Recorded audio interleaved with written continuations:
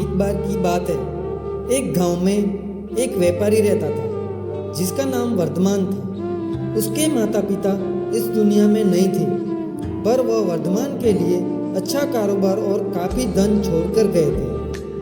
वर्धमान के मन में एक लालसा थी कि वह किसी तरह एक अमीर आदमी बने और इतना अमीर कि चारों ओर उसी के चर्चे हो। वर्धमान के मन में हमेशा यही चलता रहता था, मैं धनवान बनूं और अमीर बनूं, पर कैसे। एक दिन वह रात के समय अपने बिस्तर पर लेटा लेटा यही सोच रहा था, धनवान बनने के कौन कौन से रास्ते हैं। और उसके मन में विचार आया, सरकारी नौकरी, खेती, ब्याज, व्यापार, विद्या और भिक्षा, यही 6 रास्ते हैं जिससे मैं अमीर बन सकता हूँ। पर मैं कौन सा रास्ता चुनूं?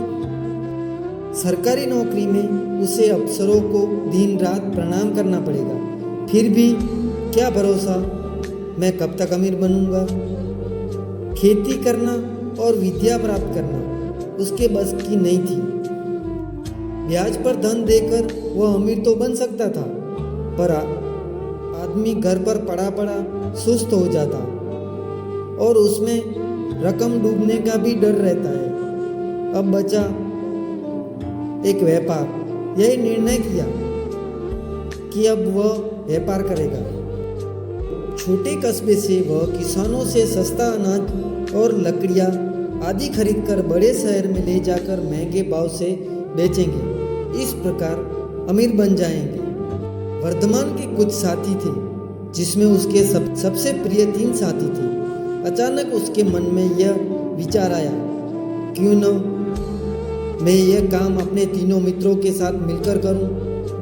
अकेला मैं सारा काम नहीं कर पाऊंगा और मुझे कुछ भरोसे के साथी भी चाहिए, जो मेरे बिना भी छोटे छोटे गांव में जाकर किसानों से मिलकर उनका अनाज बड़ी मंडी तक पहुंचा सके। उसमें मेरे साथ मेरे मित्रों की भी अच्छी कमाई हो जाएगी और गांव वालों को भी अपने अनाज को लेकर मंडी मंडी नहीं घूमना पड़ेगा।